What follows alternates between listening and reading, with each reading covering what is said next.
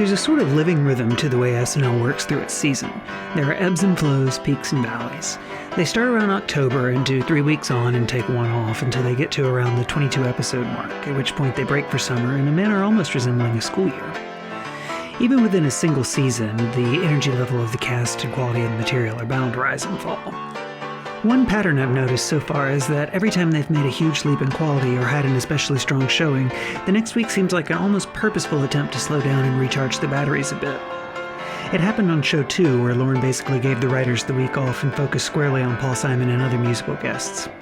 It happened in a different fashion the week after Candice Bergen's triumphant first show, when Lauren largely went missing in action so as to prove a few important points to the suits at NBC, and the Robert Klein show turned out middling at best. Bergen's second installment as host is another good example of such a rebuilding week. I'm sure the well-liked Bergen seemed to welcome break after 2 weeks spent trying to avoid running afoul of prickly hosts. This installment's not unpleasant to watch, mind you, quite the opposite. By virtue of the holiday theme, it's actually quite heartwarming at times. However, it's also short on truly funny moments, and certainly one you can save for when you're in the Christmas spirit. This appearance makes Candice Bergen the first returning host, and she seems to have greatly enjoyed herself just like the first time. She talks about it in Live from New York, and I'm lightly paraphrasing here. On the Christmas show, we did a skating routine. We went down to shoot the Beacapades at Rockefeller Center after the rink had closed, so we were in the elevators at midnight, and I was dressed in a red velvet skating outfit with an ermine muff. And then Belushi and Aykroyd and Chevy and everybody were dressed like bees. And the elevator operators, who still, after 2 months of the show, didn't know how to deal with it, just never looked at any of us, never said a word. I think it was like that for a long time. You just couldn't understand how they took control of a place like NBC. It was like the inmates taking over the asylum. Now, I personally have some pretty great memories of my late 20s, but I think Candy's might beat mine by a wide margin. That seems like a pretty magical experience. Martha Reeves made her name as the leader of the Motown group Martha and the Vandellas, who had 6 top 10 albums in the late 60s and early 70s. As a solo performer, though, she'd only released one real record at this point, a self-titled 1974 disc produced by Richard Peary, which at $250,000 had been the most expensive R&B project yet recorded at the time. It had not been a commercial success, however, and unfortunately neither would be an album Reeves recorded in 1975. Titled Rainbow, it's somewhat legendary as either a lost masterpiece or maybe just a clunker which no one saw fit to give a proper release. The best guess I found is that it was either recorded for a label whose owner died before it came out, or that perhaps after it was recorded some copyright issue was found with one of the tracks which prevented it from being sold commercially. Only a few copies are known to exist, all of which are marked promotional only. Further complicating the mystery, the album was re-released in 1982 on another now long-defunct label. This version is nearly as rare. All of this is to say that Miss Reeves was not exactly having a streak of luck in her career at the time, but she seems to be enjoying herself here all the same. She performs a cover of Jackie Wilson's Your Love Keeps Lifting Me Higher and Higher, which she'd release as a single the next month, and a wonderfully festive and energetic Silver Bells. On a side note, I absolutely adore the way the mix often clipped and threatened to distort her feedback for these performances. The engineers did the best they could when it came to live sound in 8H, but there was only so much they could do to make what the audience heard coming from the stage translate to the tinny speakers in most TVs. I find these technical limitations to be a wonderful part of the overall sound of live music from this era, though, and it wouldn't quite sound right to me to hear most of this material in pristine, properly mastered form.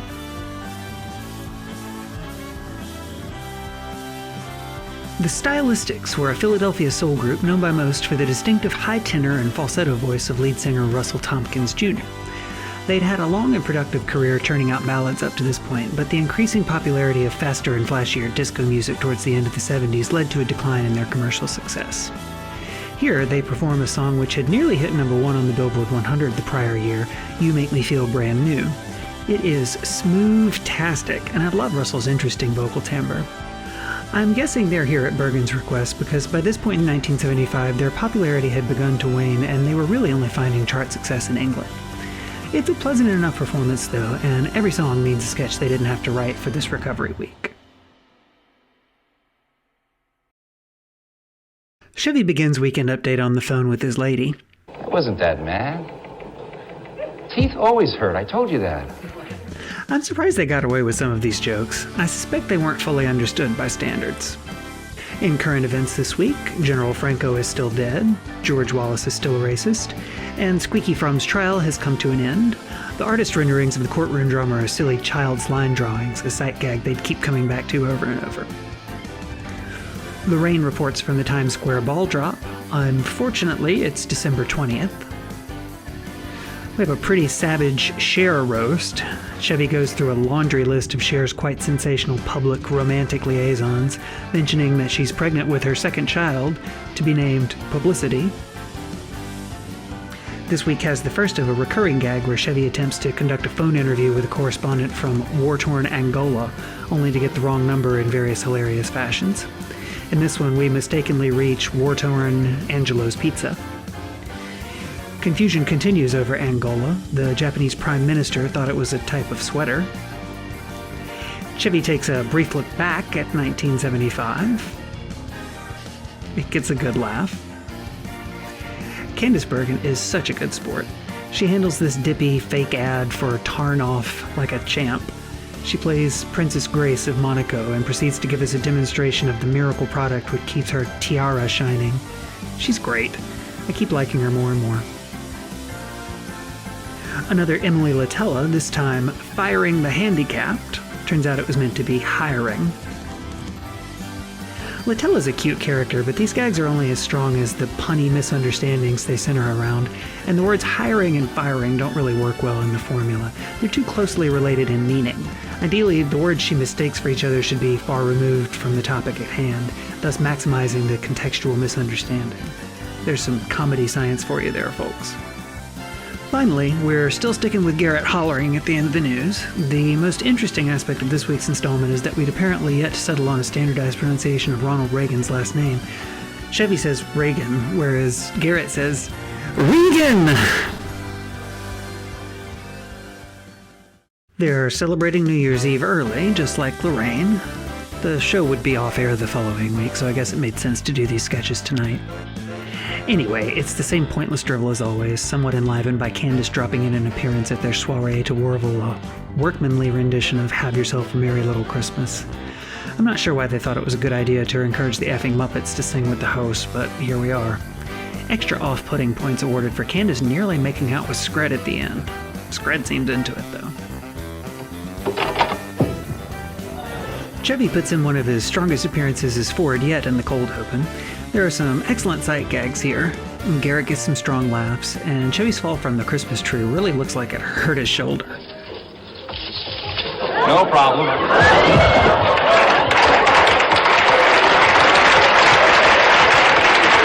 from New York, it's Saturday night!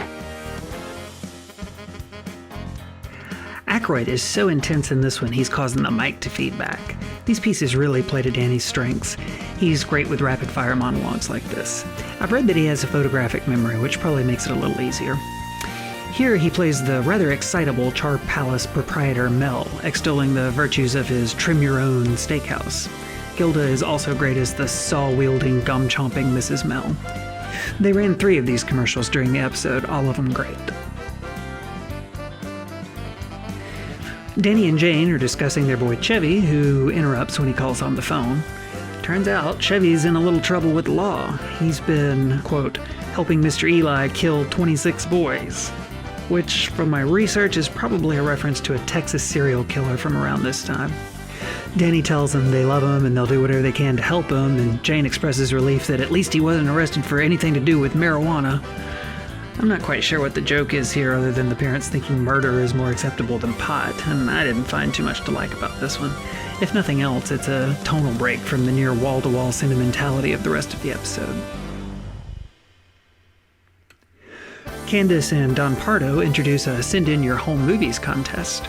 She invites budding filmmakers to send in submissions up to 2 minutes in length, and then goes into a great deal of detail about legal matters I'm sure were mandated by NBC's higher-ups. Now, what do you get for sending us your home movies? Would you tell them what they get, Don Pardo? Candice, they get absolutely nothing. And in addition, the film will not be returned, unless, of course, they send along a self-addressed stamped envelope. They'd air 3 or 4 of these home movies over the course of the first season, including the first of Walter Williams' Mr. Bill short films. Chevy joins Candice on stage to introduce the Beacapades film I mentioned in the intro.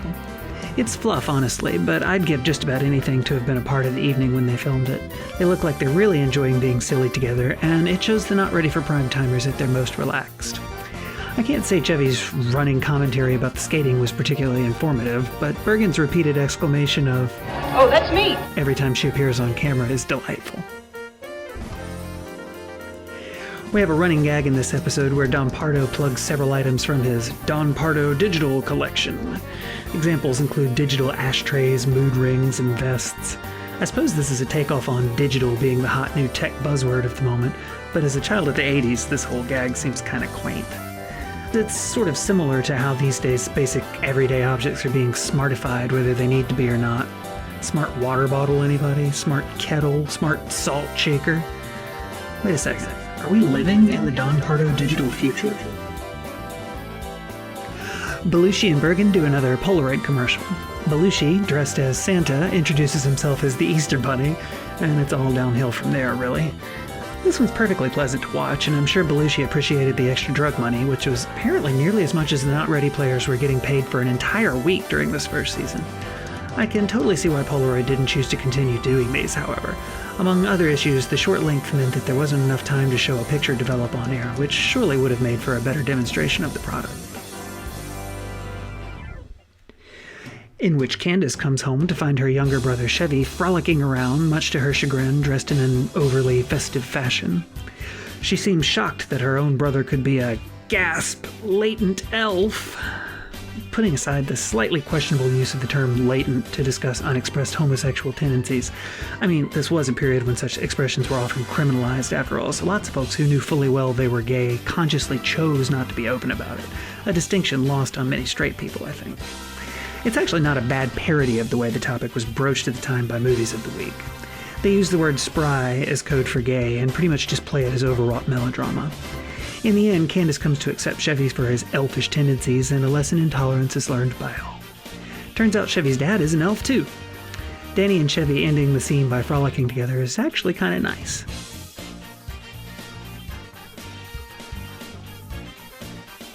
In a wordless character piece I suspect to be the work of Marilyn Miller, it fits her MO. Here we have John and Gilda meeting at a laundromat. When they find only one available washing machine, Belushi convinces Gilda to share it with them. We then watch as they place their laundry into the machine, piece by piece, gradually getting to their more delicate underwears. Both of them do a wonderful job with their flirty expressions, and the piece has a sexual but not prurient undertone which comes off as quite sweet. I'll never stop being amazed by how much smoking occurred on TV back in these days, by the way. It still happened occasionally in sitcoms and movies I watched as a kid in the 80s, but I don't remember nearly as much on-screen tobacco use as I've seen in these 70s SNLs. I know cigarette advertisements on TV were banned in 1970, but I wonder when the trend against depictions of characters smoking began in earnest.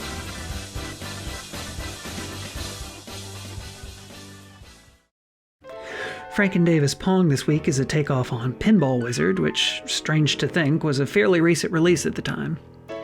I'm not the world's biggest Who fan, but I certainly got the reference and the joke. It just wasn't very funny. I'll be glad when we move on from these. One of the running jokes the show used to fill time on either side of the commercial breaks was to pan across the studio audience and caption someone with information about that person. They're sometimes perplexing and usually worth a chuckle.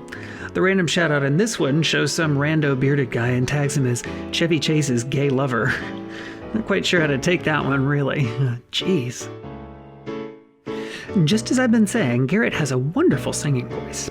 He and the ladies really seem to be enjoying singing Walking in a Winter Wonderland together here with the Howard Shore Band. Well, other than Jane, she seems a little less enthused.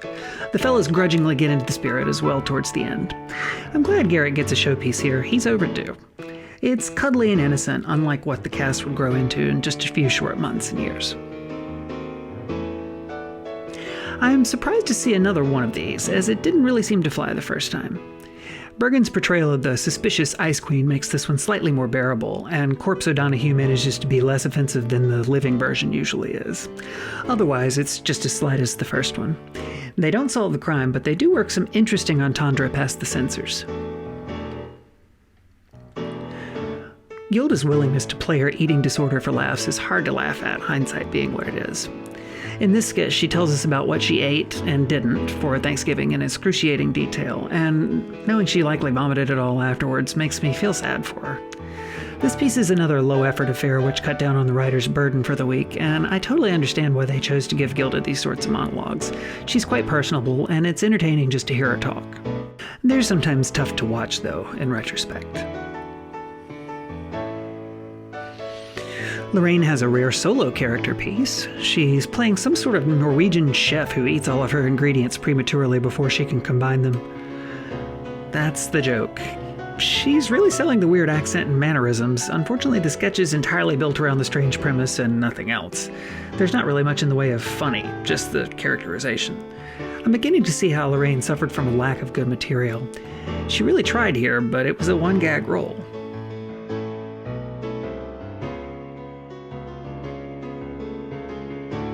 Candice brings out Maggie Kuhn, the leader of senior awareness organization The Grey Panthers, and has a poignant little discussion with her about aging. She's delightful here in her plea for old and young people to come together and learn from each other, and it's genuinely touching. Kuhn's life story is quite inspirational. She had a major role in bringing to light many of the unfair ways the elderly were treated in 20th century society, and I highly recommend you take a moment and read up on her life. And I'd like to just give you A Grey Panther Grey sign-off? Panther A Grey sign-off. Panther sign-off. Off your asses. I mean, how could you not like this lady? I'm not sure if these one-on-one dialogue pieces were Bergen's idea. She'd had a similar discussion with Gilda on Bergen's first show, but I think they work. I'll be interested to see if she does another one the next time she hosts.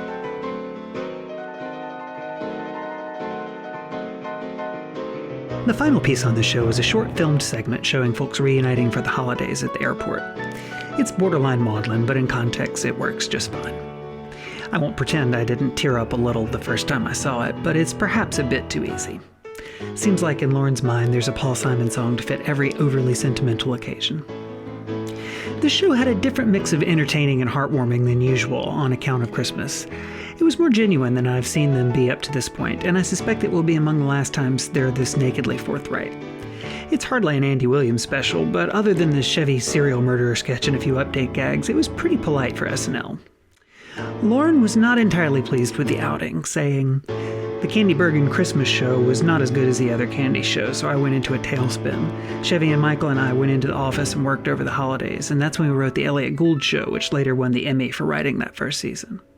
It's a strong outing for sure, so stay tuned."